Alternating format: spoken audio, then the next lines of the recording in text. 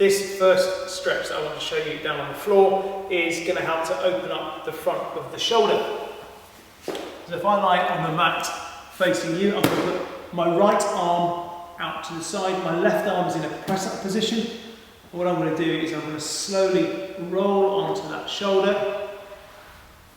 Take a deep breath in. As I exhale, roll onto the shoulder a little bit more.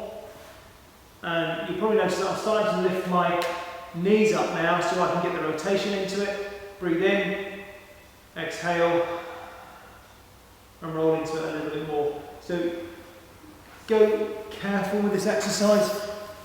Take it in to the point where you start to feel that stretch. Take it to the other side, coming around, deep breath in, exhale, and then come into it a little bit more. And again, you want to be holding that for about 20 seconds. One, to help the back, start the mobility in the back. On all fours, you're going to lift and arch your back up. So tuck your head down and tuck your bottom underneath. And then flatten your back out. Lift up. Push it out. Up. And then push down again, just helping to elongate your back out and to get that curve back into the back. Sit back onto your heels, your hands out in front of you, push your palms down flat into the floor, keeping the arms straight and feel the stretch underneath the armpits.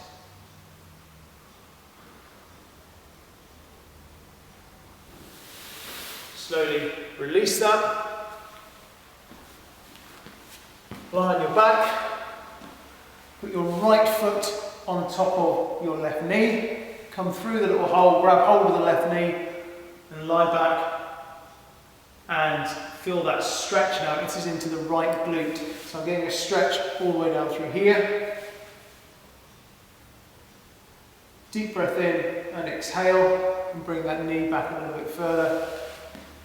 And then change legs, so now the left leg.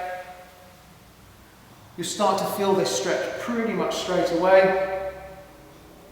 Deep breath in, exhale, and put it back a little bit more. Some people like to have their head up, others like to have their heads down. Just entirely depends on your preference. From there, I want to be able to come in and look at my adductors.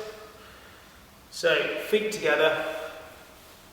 Put your hands on your ankles, put your elbows into your knees, and then push your knees out. Alternatively, put your hands directly behind your backs, and then bring your bottom towards your feet, and keep pushing your knees down towards the floor. Keep pushing them down. Feel the stretch on the inside of the thigh there.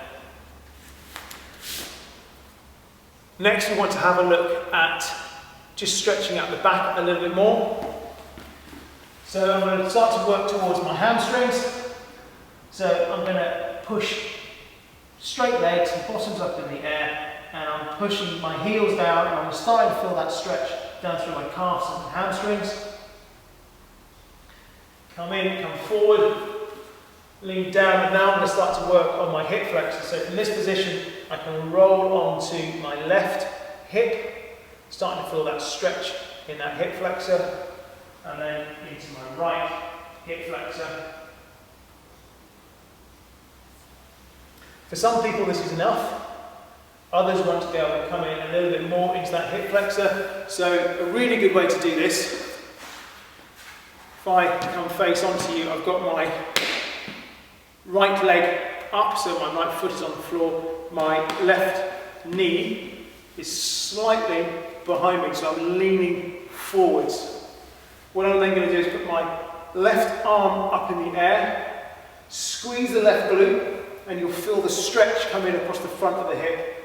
Turn around over your right shoulder and look behind you, and you're going to deepen the stretch all the way through the front of that hip. As I'm turning around, I can feel a nice deep stretch.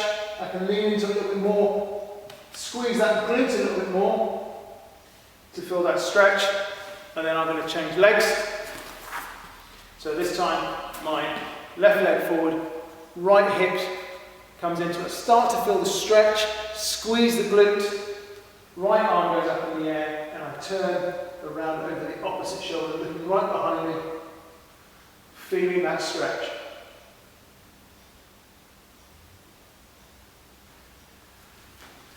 I'm now stretched front of the hips, back of the hips. I want to make sure that my hamstrings get a really nice stretch as well. So I've got a handy band. Could be a piece of string, could be a towel, could be anything you want. You're going to lie back, put it over the heel to the forefoot. My left knee now is up, my foot is flat on the floor. I'm going to put my head back on the floor, keeping my leg nice and straight, and my toes are pointing in a straight line, so I'm stretching the hamstring in a nice straight line. And then I can just guide that back, trying to keep my hips flat on the floor until I start to feel that stretch. You might start to feel the front of your quads start shaking. Hold that for 20 seconds, take a deep breath in, exhale, and relax into the stretch. It's always important to relax into your stretches. Try not to fight them, try and relax into them. I know they can be painful, but just try and relax. And then I change legs.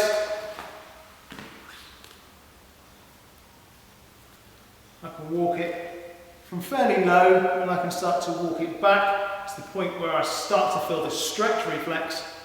As I start to feel the stretch reflex, I can then just check, is that as far as it's going to go, or can I take it any further? In this case, I can take that a little bit further. Deep breath in, exhale, and back it goes. So now, having stretched the back of the hamstring, the back of the leg, I want to make sure I'm stretching the quads. You can do these standing up, seeing you're down on the floor. We'll have a look at just stretching it on the floor. So from here, I can just take hold of my leg. I'm not going to fall over anywhere, I'm already on the floor. So I can pull that back, I can focus on that stretch. And you're really looking to feel the stretch from the point of the knee to the mid-thigh. Let's come back all the way. Deep breath in, exhale, and feel the stretch a little bit more. Deep breath in, and feel the stretch a bit more. If you want, you can also do both legs together, feeling that stretch coming through. And if you want, you can start to lift yourself up a little bit more just to feel the stretch.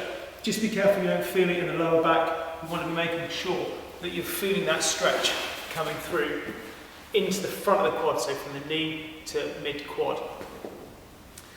The calf stretch, we've already done that by looking at that downward dog position and the sun salutation position, basically. We've stretched all the way down through the body. Yeah. We're going to look, well, the very last one is an ankle-specific stretch. Now, some of you will have very tight ankles. It can be quite hard to get into this position. But bear with it, okay? Try it, hold it. So, literally, if I face away from you, I let my bottom sit down between my feet. You can do this with shoes on or shoes off. But if I face you, what I'm looking to be able to do is with my hands on the mat, I'm going to lift one knee up and then the other knee. And I'm starting to stretch now through the front of the ankle. Yeah, so if you're swimming and you're finding that your feet just stick straight down in the water, acting like rudders more than paddles, then you need to work on that flexibility. A lot of cycling and a lot of running will actually give you very fixed ankles, so improving that flexibility is key. So turning side on, you should see one knee comes up and then the other. Just making sure I've got that movement into each ankle. I can do both ankles at the same time, just rolling up onto the toes.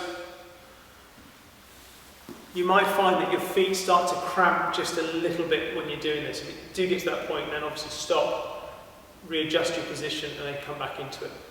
But starting off with 5-10 seconds, and then building up to 20 seconds as you start stretching, then that's a great way to be able to start on that one.